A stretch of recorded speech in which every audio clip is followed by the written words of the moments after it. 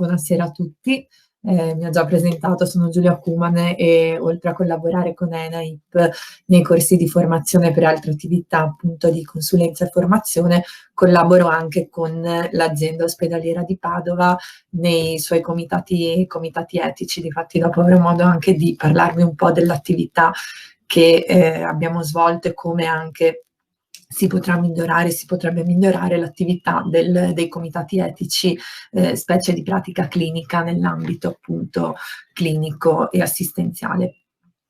Per quanto riguarda il corso di oggi, il webinar di oggi, sicuramente le cose da dire sono moltissime, non le esauriremo tutte certo in un'ora. Cercherò di darvi un po' un background di quello che è la situazione attuale, di che cos'è la bioetica, di come nasce e come appunto si interseca con quella che è stata la pandemia e con quella che è la pandemia attuale del Covid-19. Sicuramente con questa pandemia ci siamo trovati da un giorno all'altro in una situazione emergenziale. Nel giro di poco tempo siamo passati da considerarla un'epidemia ad un'emergenza sanitaria, arrivando poi infine, forse anche con un po' di ritardo, a realizzare che si trattava invece di una pandemia globale. L'impatto di questo virus, sicuramente unito anche alla sua novità, ha portato notevoli sfide dal punto di vista etico. Alcune sono state un po' risolte, ma altre sicuramente continuano a presentarsi e necessitano di un maggiore approfondimento. Queste sfide etiche e bioetiche, oltretutto, si sono verificate su più piani, in più ambiti. Sicuramente abbiamo avuto delle sfide dal punto di vista bioetico per quanto riguarda l'ambito clinico, ma anche per quanto riguarda l'ambito della ricerca, la ricerca scientifica e infine anche per quanto riguarda l'ambito sociale, quindi quello della globalità dei consociati. La bioetica in questo periodo è sicuramente passata dall'essere un po' un protagonista silenzioso ad essere un protagonista invece riconosciuto e nominato sempre più spesso anche nell'ambito dei media, dei mass media in generale.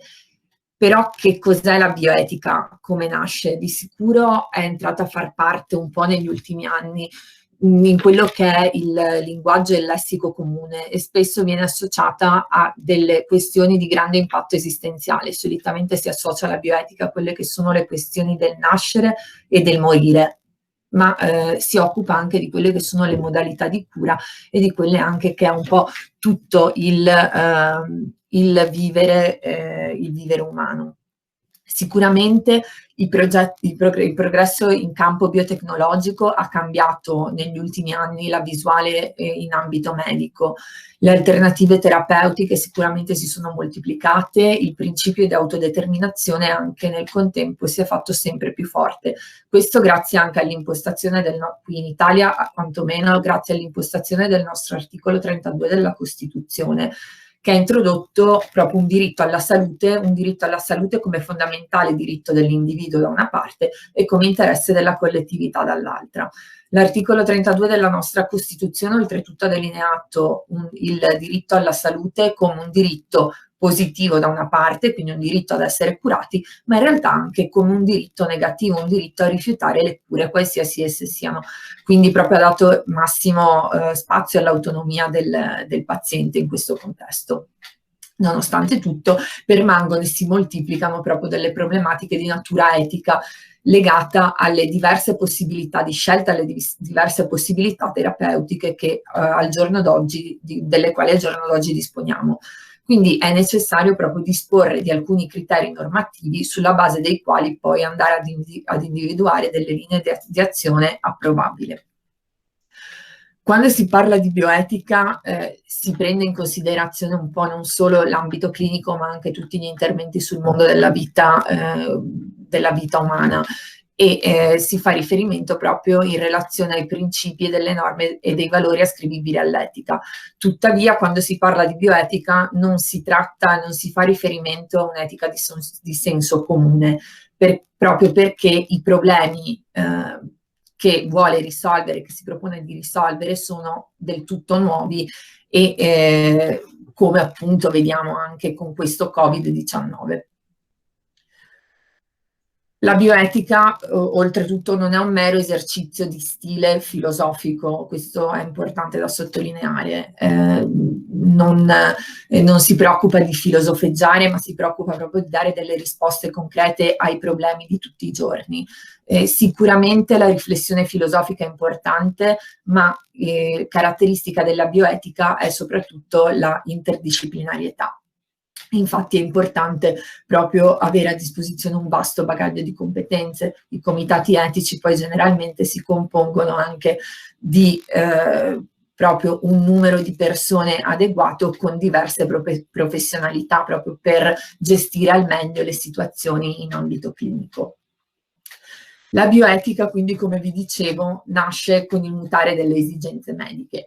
Inizialmente agli albori della medicina sicuramente il compito del curante era pressoché più semplice e limitato, si limitava proprio a quello di trovare una cura per il malato. Un cambio di prospettiva l'abbiamo già avuto in realtà, qui vi faccio un po' una progressione storica, già nel 1605 con Francis Bacon, nel quale nel suo Of Proficiency of Advance and Advancement of Learning ci ha dato proprio un cambio di prospettiva. Secondo lui, infatti, compito del curante, compito del medico non era semplicemente ristabilire la salute, curare la malattia, ma era proprio anche quello di mitigare i dolori e le sofferenze causate da una malattia, anche qualora era persa ogni speranza di guarigione. Quindi proprio il compito del medico era anche rendere non solo la malattia senza sofferenze, ma anche mitigare i dolori causati da una malattia in fase terminale.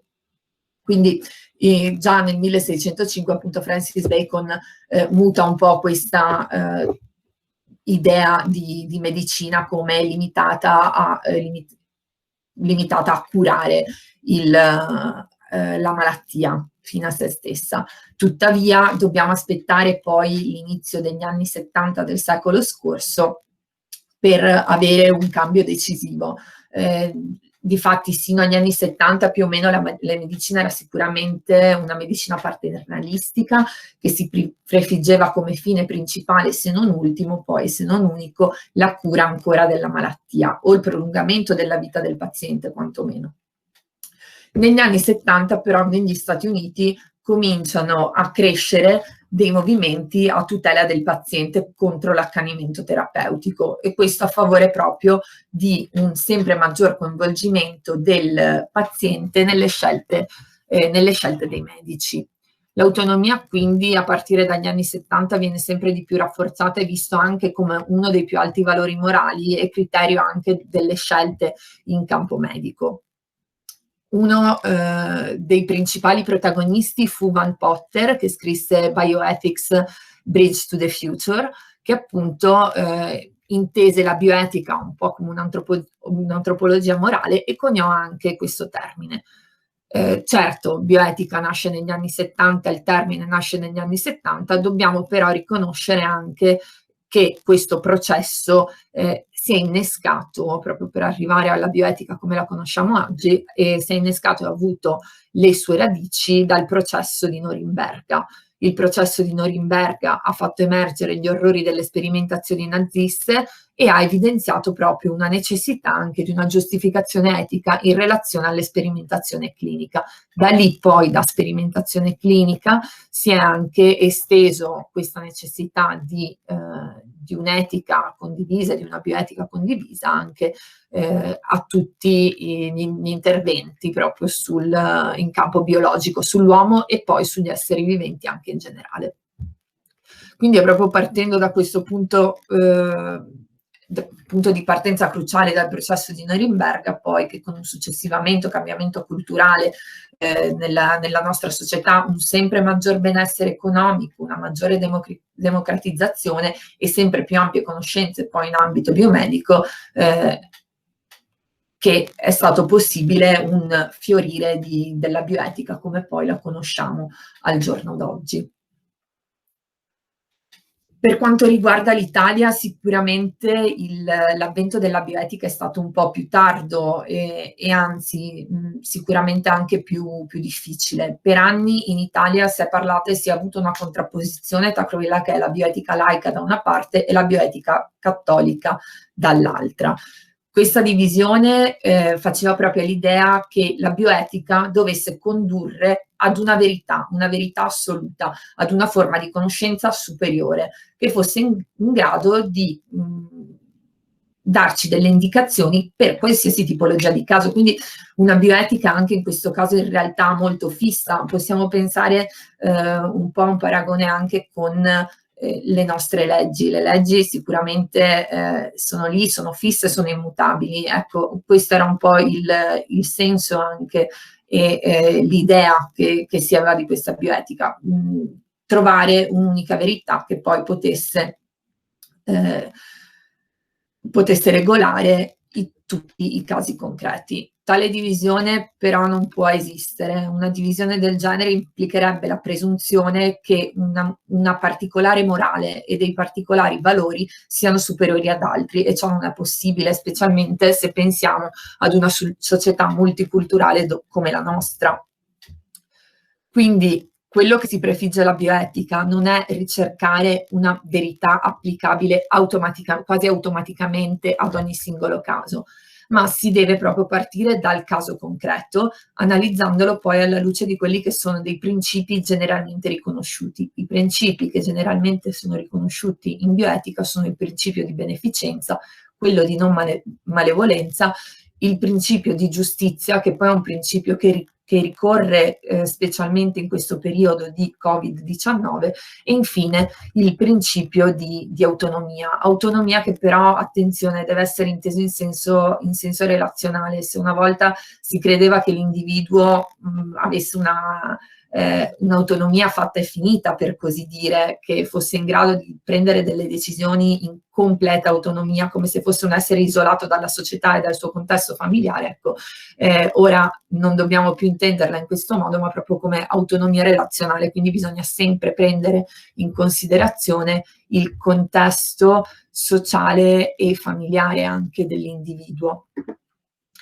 Ovviamente poi, partendo da questi principi, dovremo tenere in considerazione, dovremo tener conto delle peculiarità del caso concreto e anche quindi della scala valoriale dell'individuo o paziente, di colui appunto che verrà investito dalla decisione bioetica. Solo così si potrà arrivare a una decisione che sia eticamente appropriata per quella peculiare circostanza. Di fatto, quindi, se potremmo avere un caso che presenta più o meno le stesse caratteristiche, ma due persone estremamente diverse con una scala di valori completamente diversa, è chiaro dunque che la soluzione poi bioetica finale, la soluzione etica finale, sarà assolutamente differente nei due casi, seppur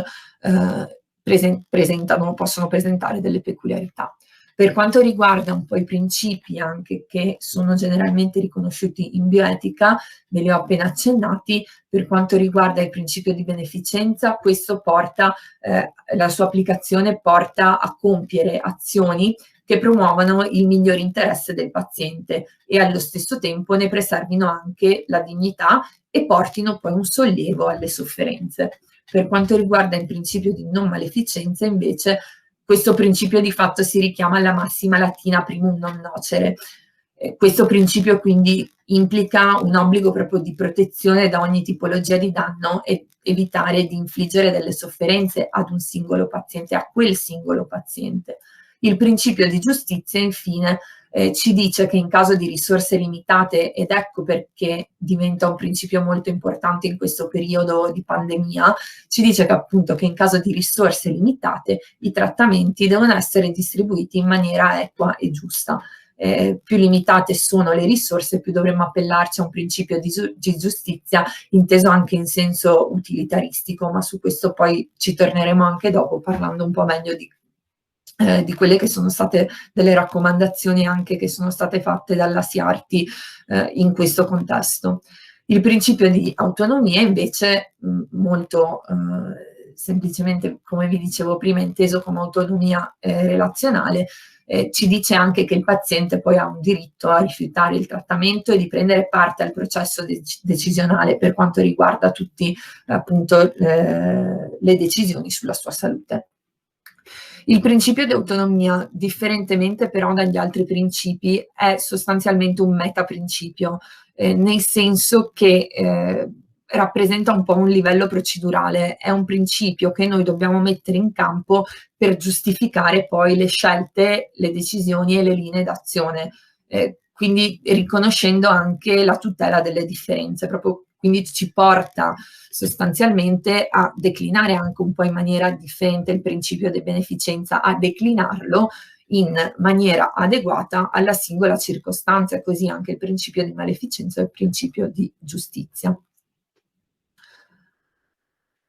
Ecco, questo era un po' una necessaria premessa al discorso bioetico, quindi vi ho voluto fare un po' un'introduzione quasi storica di cosa si intende per bioetica. Per quanto riguarda il Covid, sicuramente noi con i comitati etici abbiamo lavorato in maniera anche più serrata per, da una parte, aiutare quando si trattava i clinici, quando si trattava di prendere delle decisioni complesse che provocavano un moral distress durante appunto questa pandemia, ma anche abbiamo lavorato molto nell'ambito della ricerca. Quindi nel comitato etico appunto di ricerca clinica, di ricerca e sperimentazione, perché appunto qualsiasi tipologia di ricerca deve passare, di ricerca clinica, di ricerca sperimentale proprio, deve passare per il vaglio di un comitato etico che quindi ne garantisce che sia rispettata non solo la scientificità del lavoro proposto, ma che sia garantita anche che siano garantiti e tutelati i principi anche giuridici ed etici. Per quanto riguarda questa pandemia, sappiamo che i primi casi si attestano attorno al dicembre del 2019, all'inizio del 2020 abbiamo avuto un moltiplicarsi di casi, abbiamo aspettato però, l'OMS ha aspettato sino all'11 marzo 2020 per dichiarare la pandemia mondiale. Nel frattempo già il 28 di febbraio nella regione Veneto era stato annunciato la chiusura di Vo ed erano stati sottoposti anche a tamponi, ed era stata sottoposta a tampone tutta la popolazione residente. Con l'8 marzo invece sono state dichiarate zone rosse alcune zone d'Italia. Con l'11 marzo, giorno in cui l'OMS ha dichiarato la pandemia mondiale, veniva anche pubblicato qui in Italia il decreto Io Resto a Casa, nel quale invece si estendeva il provvedimento dell'8 marzo proprio a tutto il territorio nazionale. Sappiamo che il 21 marzo poi invece si sono attuate delle misure sempre più stringenti, c'è stato un lockdown totale, per poi invece con maggio e i primi giorni di maggio e poi definitivamente al 18 maggio c'è stata una lenta ripresa, fino ad arrivare poi ad adesso a giugno. Con il 2 giugno invece si sono anche consentiti poi gli spostamenti tra regioni. Sicuramente è stata una situazione emergenziale difficile, le problematiche si sono viste, sono state tra le più svariate. Sicuramente è stato difficile capire come bilanciare gli interessi in gioco per gestire questa pandemia, e anche quali tipologie di misure restrittive adottare, perché appunto queste misure restrittive che poi sono state adottate hanno sicuramente compresso alcune delle nostre libertà civili. Ci sono state sicuramente, indubbiamente, delle difficoltà pratiche a livello sanitario, ci sono state delle difficoltà per appunto la scarsità delle risorse, non solo risorse umane, ma anche risorse proprio di materiale, difficoltà di avere i posti letto appunto che si ritenevano necessari per gestire al meglio questa pandemia. E poi infine ci sono state anche delle problematiche, delle ripercussioni a livello sociale, a livello proprio di globalità dei consociati. Infatti ci sono state sicure ed indubbie problematiche di tipo economico, di tipo sociale, di tipo anche psicologico ed etiche, nonché legate poi alla disinformazione. Uno dei grandi problemi anche di questa pandemia del Covid-19, ma non solo a livello italiano, purtroppo a livello globale, è stata la disinformazione e il massivo utilizzo anche delle cosiddette fake news. Chiaramente queste sono tutte problematiche che continuano ad essere percepite, alcune, e non solo a livello italiano, a livello nazionale, ma purtroppo anche a livello globale. Il social distancing, il distanziamento sociale è diventato ormai la nostra nuova normalità, e non solo in Italia, ma proprio anche in molti altri paesi. E da noi, come da altre parti, il sistema sanitario è stato teso all'inverosimile. Quindi si tratta tutte di problematiche che non riguardano solo la nostra nazione, riguardano anche tutta la globalità, e sicuramente ci hanno fatto comprendere quanto sia necessario dotarsi, per quanto si spera che ormai il peggio sia passato, che un evento del genere non torni mai più. Dobbiamo essere consci del fatto che c'è la necessità di dotarsi di un piano preventivo nazionale e di un piano preventivo anche a livello globale per situazioni di questo tipo, cosa che è sicuramente mancata e che ha reso proprio tutto il processo ancora più difficoltoso. Da un punto di vista di pratica clinica, invece, sarà sicuramente importante anche rivedere quella che è l'allocazione delle risorse, prevedere dei piani emergenziali, rivedere anche la struttura del sistema sanitario nazionale.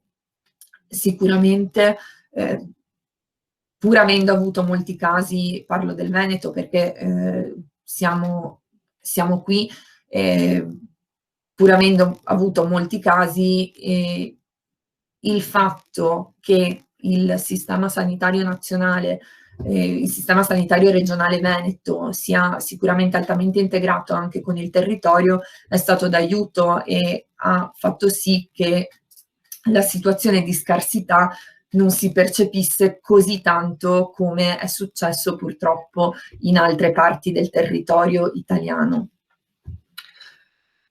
Quindi sicuramente però dovremmo rivedere proprio l'allocazione delle risorse a livello sanitario, prevedere un piano emergenziale e poi ripensare anche un ruolo differente probabilmente dei comitati etici, affinché siano anche più coesi con il sistema sanitario, con proprio la pratica clinica di tutti i giorni. Vi dico questo appunto perché la situazione di pandemia e la situazione emergenziale ha sicuramente creato un notevole distress e stress anche negli operatori sanitari che erano destinati al Covid, ma non solo, perché poi di fatto questa emergenza è andata a colpire anche altri ambiti clinici sicuramente. Ecco, e un compito del comitato etico è proprio quello, il compito del bioeticista, è quello di provvedere a dare delle soluzioni che siano eticamente coerenti e che da una parte sicuramente allevino e tolgano un po' di questo moral distress nelle decisioni più complesse agli operatori sanitari, ma non solo per garantire agli stessi, ecco,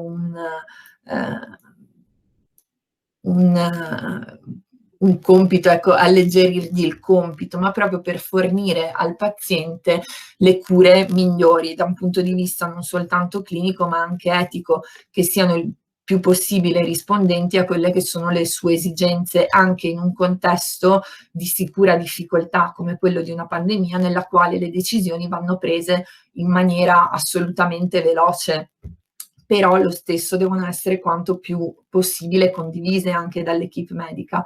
Ecco perché dico che sarebbe necessario proprio rivedere il ruolo dei comitati etici e rafforzarli anche per aiutare proprio il sistema sanitario nel suo compito principale, che è quello di curare il paziente nella sua globalità. Sicuramente poi abbiamo avuto degli input importanti ed utili da parte della SIARTI, che appunto ha stilato sono delle raccomandazioni sicuramente importanti dal punto di vista etico e di comunicazione.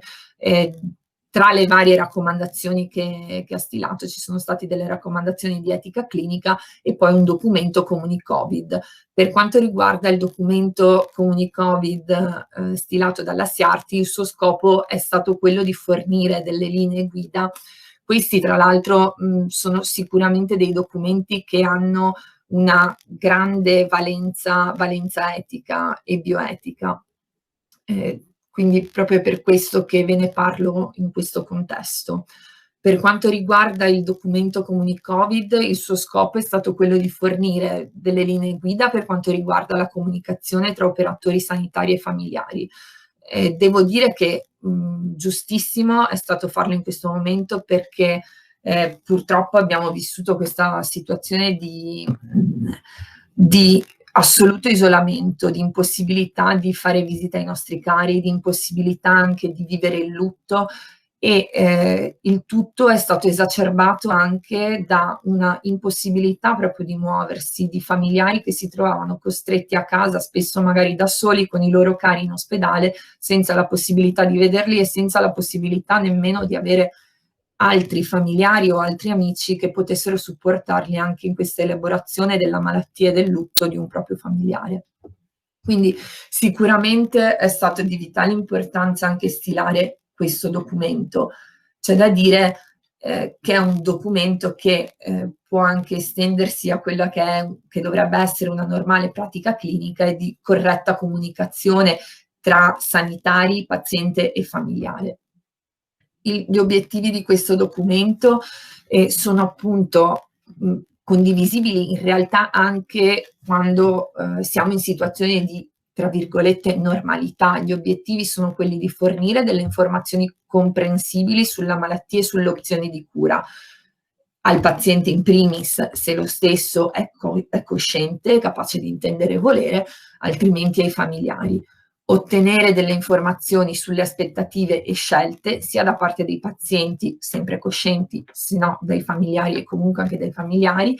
Quindi questo ci aiuta anche a definire dei percorsi terapeutici condivisi, conoscere se sono state stilate o meno delle DAT già in precedenza.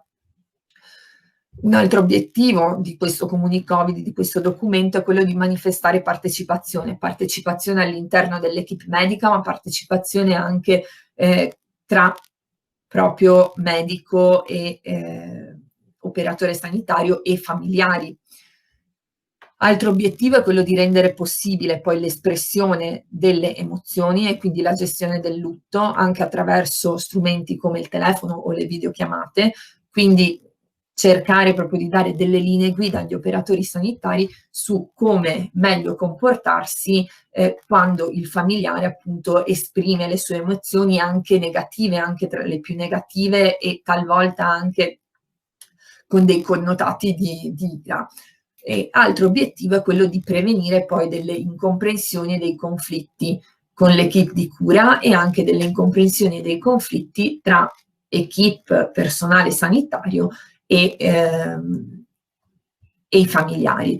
Sicuramente poi una considerazione molto importante anche di questo documento è la necessità proprio di tutelare l'equilibrio psicologico, emotivo e morale degli operatori sanitari che sicuramente già stressati da una situazione emergenziale hanno proprio tutta la necessità di avere dei momenti di debriefing proprio per garantire anche una maggior presenza e una maggior stabilità anche nei confronti dei pazienti e poi dei familiari. Questo è un documento ottimo proprio perché vengono fornite queste linee guida per quanto riguarda la comunicazione dei familiari. Si sottolinea sempre l'importanza di individuare un unico medico referente per comunicare e proseguire le comunicazioni anche successive con i familiari, in modo tale proprio da creare continuità, anche se purtroppo per telefono o via videoconferenza, comunque cercare di garantire il più possibile una continuità, un rapporto di cura stabile. Utilizzare anche un linguaggio chiaro ed inequivocabile, adattare poi lo stile comunicativo, anche il registro all'interlocutore. Queste sono sicuramente cose di assoluta importanza, tutti linee guida e comportamenti che anche noi spesso segnaliamo nel processo di cura quando vengono poste delle richieste anche al comitato etico. Queste sono sicuramente delle linee guida che, per quanto valide nel momento di situazione emergenziale, vanno poi di fatto utilizzate sempre. Viene data poi particolare importanza anche alla pianificazione condivisa delle cure in questo documento. Sicuramente avere una pianificazione condivisa delle cure, definirla nel momento iniziale in cui il paziente entra, è importante per eliminare un certo tipo di distress morale, è importante perché si dà sicuramente rilievo a quella che è l'autonomia del paziente e insomma, oltre a essere tra l'altro una cosa quasi necessitata, questo della pianificazione condivisa delle cure e poi delle DAT, anche se già precedentemente espresso, è bene indagare se ci siano, sono sicuramente anche dei temi importanti che esulano anche in realtà da quella che è l'esperienza pandemia Covid, e che si rifanno poi di fatto alla legge del 2017, la famosa legge detta sulle DAT, ma in realtà si occupa anche di consenso informato e di altro, la 219 del 2017, una legge molto importante appunto dal punto di vista anche non solo giuridico ma anche etico. Tornando poi al questo Comuni Covid, sottolinea proprio anche l'importanza di essere sempre rassicuranti nei confronti dei familiari, senza però eludere delle informazioni, nel senso di essere chiari anche quando ci siano delle notizie negative e infauste da comunicare ai familiari. Un'altra cosa importante è l'informare i familiari delle modalità decisionali. Questo poi viene in evidenza specialmente se si tiene in considerazione la possibilità di scarsità di risorse e la necessità di prendere delle decisioni cosiddette emergenziali, che appunto poi vengono delineate dal successivo documento di cui vi parlerò. Ecco, e oltretutto l'informare il familiare è sicuramente anche non solo un atto doveroso in questa situazione, ma anche un atto che permette di evitare incomprensioni e malumori non necessari, per così dire. Per quanto riguarda poi l'altro documento invece che ha sicuramente una rilevanza etica notevole sono le raccomandazioni di etica clinica per l'ammissione ai trattamenti intensivi e per la loro sospensione in condizioni eccezionali di squilibrio tra necessità e risorse. Questo è un altro documento sempre stilato dalla Siarti,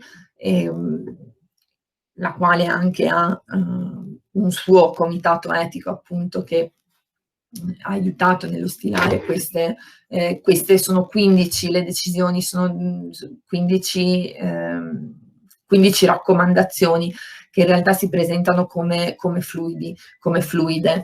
È fondamentale comprendere che questo documento va applicato solo in caso del peggiore degli scenari, quando nonostante tutti gli sforzi che sono stati compiuti e ne sono stati compiuti per allocare le risorse in maniera coerente, quindi anche spostare le risorse da un luogo ad un altro, aumentare la disponibilità di risorse, quindi comprando nuove risorse anche, e valutata ogni possibilità di trasferimento dei pazienti da un presidio ospedaliero ad un altro che possa garantirne l'assistenza, la scarsità però continua a permanere. Quindi se nonostante tutti questi sforzi sono stati fatti, continua a permanere un eccessivo squilibrio tra risorse disponibili e necessità, quindi numero di pazienti, necessità proprio di letti in terapia intensiva, necessità di respiratori, permangono, allora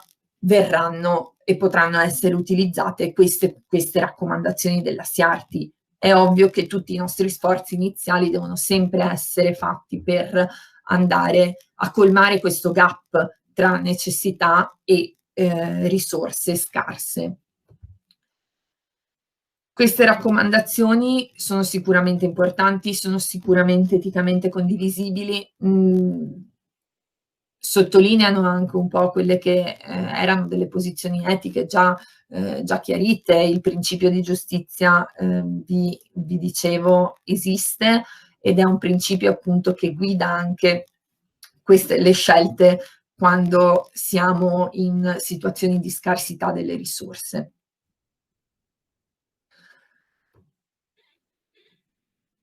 Queste raccomandazioni sicuramente sono state importanti, ma da un altro punto di vista sono anche state un po' travisate, nel senso che sono state raccontate un po' dai mass media alla generalità della popolazione in una maniera tale che, più che creare condivisione e informazione, ha creato sicuramente molta paura. In molti si sono spaventati pensando che questo significasse una sorta di far morire le persone. Semplicemente è ovvio che negli scenari proprio di emergenza non possiamo più avvalerci di un criterio di accesso alle terapie intensive del tipo first come, first serve, chi prima arriva sostanzialmente prima alloggia, ma dobbiamo aggrapparci ad altre valutazioni. Valutazioni appunto che sono quelle di garantire e massimizzare la cura per chi ha più possibilità anche di sopravvivenza, il che non vuol dire, come è stato fatto o come è stato proposto da alcuni paesi, di creare delle barriere, dei cut-off sostanzialmente, delle barriere, dei limiti di accesso, ad esempio dire chi supera una certa età non verrà condotto in terapia intensiva. Ecco, questo sicuramente è un qualcosa che eticamente non è corretto fare, non è la legge, non è il Parlamento il luogo giusto per prendere questo tipo di decisioni. Queste decisioni vanno prese nel contesto clinico. Qualora permangano poi delle difficoltà di scelta, allora sarà necessario e utile far intervenire anche un comitato etico ad hoc che possa aiutare a prendere delle scelte sicuramente emotivamente gravose, ma anche eticamente gravose. Queste linee guida sono state fatte appunto per sollevare un po' da scelte emotivamente gravose gli operatori sanitari, che sicuramente si trovano già in una situazione emergenziale, in una situazione di difficoltà, di scarsità di risorse e anche di tempistiche che sicuramente sono non tra le più favorevoli. Questo sollevare gli operatori sanitari da questo tipo di responsabilità va riferito chiaramente non a una responsabilità civile o penale, ma proprio inteso con riferimento alla carica emotiva che certe scelte possono avere sugli operatori sanitari. Questo documento, queste raccomandazioni di etica clinica, oltretutto servono per rendere poi espliciti i criteri anche di allocazione delle risorse in condizioni straordinarie di scarsità. È sempre corretto comunicare anche questa straordinarietà non solo ai pazienti ma anche ai familiari e documentare poi le scelte che hanno portato anche a delle limitazioni delle cure. Scopo implicito poi di questo documento è sicuramente quello di fornire un punto di riferimento a supporto dei clinici nella modifica anche dei criteri di accesso ai trattamenti intensivi, quindi non solo nell'ingresso ai trattamenti intensivi, ma anche alla modifica dei criteri nella modifica proprio delle tipologie di trattamenti intensivi che si vanno a fare. Le raccomandazioni individuate, come vi dicevo, da questo documento sono 15. Queste raccomandazioni, ripeto, non sono raccomandazioni da utilizzarsi nella situazione, non dico di normalità, perché ovviamente sempre situazione emergenziale si tratta quella del Covid-19, ma solo nel caso di squilibrio vero e comprovato tra necessità e risorse disponibili. Quindi questi criteri e queste raccomandazioni andranno utilizzate solo in questo caso.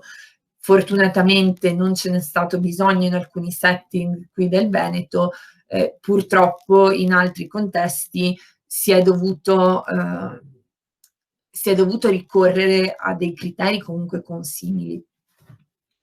Si tratta non, come vi dicevo, di criteri fissi, ma di criteri sicuramente adattabili alla concretezza del singolo caso.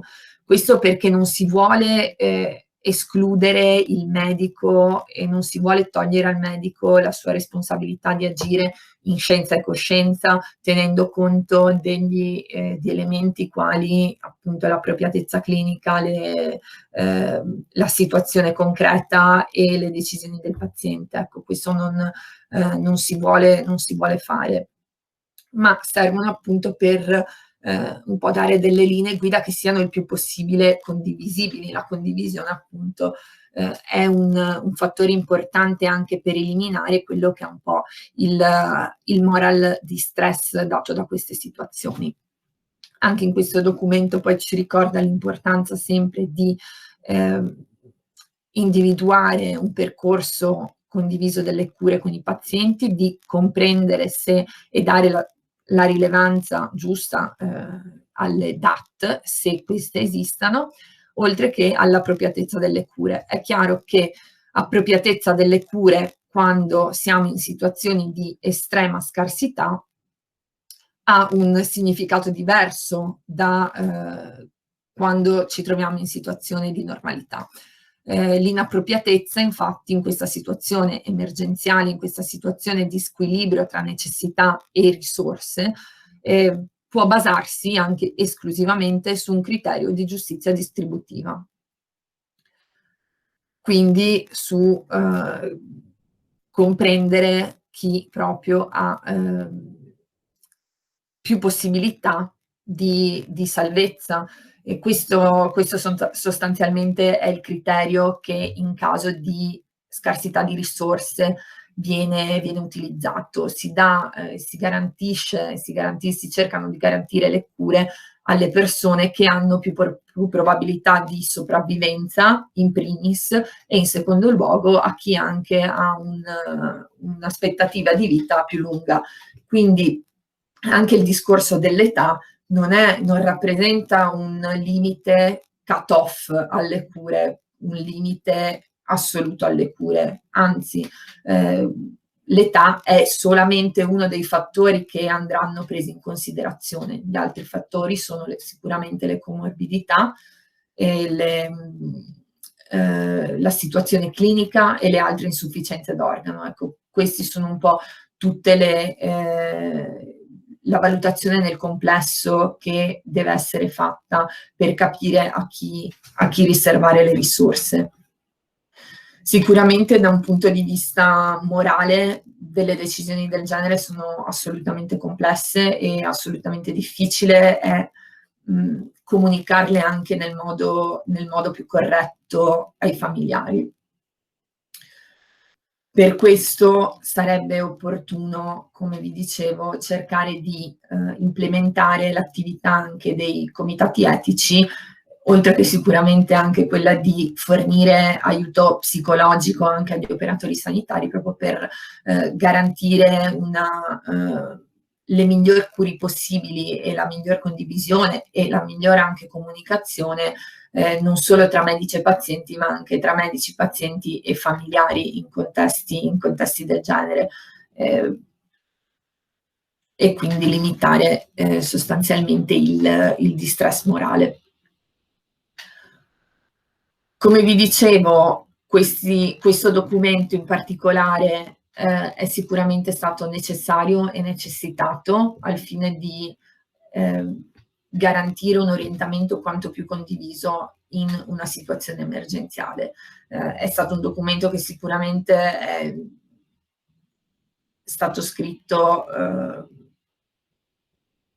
anche velocemente in realtà, ma giustamente perché la situazione lo richiedeva, e è servito anche per fornire un po' alla popolazione una conoscenza anticipata su quelli che potevano essere dei criteri che avrebbero orientato le scelte tragiche caratterizzate da questa pandemia. Come vi dicevo, purtroppo però le reazioni non sono state sempre positive, perché appunto anche sul piano mediatico in realtà si è creata più confusione che altro.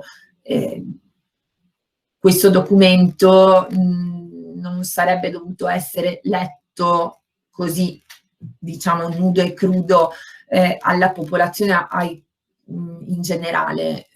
È chiaramente sono chiaramente delle raccomandazioni specifiche per gli operatori sanitari, quindi sì, giustissimo farle conoscere al pubblico in generale, ma questa conoscenza sarebbe dovuta essere preceduta proprio da una più cauta spiegazione, delineando sicuramente i criteri di orientamento e utilizzando gli stessi, utilizzando anche queste raccomandazioni poi non tanto per spaventare quanto invece per incentivare quanto più un comportamento responsabile da parte dei consociati, così da non arrivare a quelle situazioni di emergenza prospettate e di scarsità prospettate proprio da questo documento. Sicuro è che la scarsità di risorse non è una cosa che si è presentata di punto in bianco con il Covid-19. Vivevamo già, per quanto riguarda il contesto sanitario, in un contesto di carenza sistematica delle risorse. Certo è che il Covid-19 ha esasperato questa condizione, ha esasperato anche la pressione che si andava ad esercitare sempre di più negli ospedali e nei confronti anche degli operatori sanitari. Questo è stato sotto gli occhi di tutti, siamo stati anzi in realtà bombardati forse anche troppo da informazioni, la cosiddetta infodemia, non solo da fake news, ma anche proprio siamo stati bombardati da informazioni che seppur corrette o parziali erano sicuramente troppe, e si è rischiato appunto di disperdere anche questa conoscenza necessaria. Sicuramente abbiamo capito e abbiamo compreso come i posti in terapia intensiva fossero insufficienti in alcune parti d'Italia dove il virus si è sviluppato di più e ha attecchito di più. Sicuramente questo è stato un grande problema, sicuramente anche l'indisponibilità delle risorse, sia risorse umane, sia proprio beni necessari per la protezione degli operatori sanitari e per la protezione anche dei pazienti.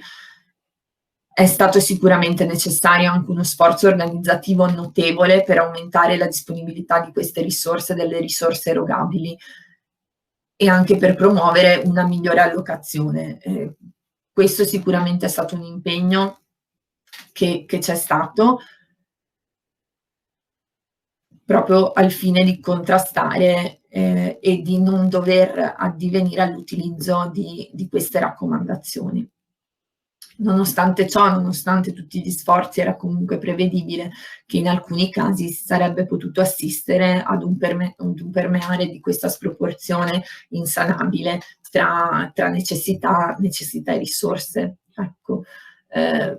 Io concluderei qui dicendo, perché vedo che se no andiamo fuori tempo, ovviamente di altre cose si sarebbe potuto discutere, ma purtroppo il tempo è limitato. Concludo dicendo che per quanto riguarda quantomeno la pratica clinica, la buona riuscita nell'ottimizzazione anche di queste raccomandazioni e del documento anche Comuni-Covid sicuramente verrebbe agevolato da un utilizzo anche sempre maggiore dei comitati etici e della loro professionalità.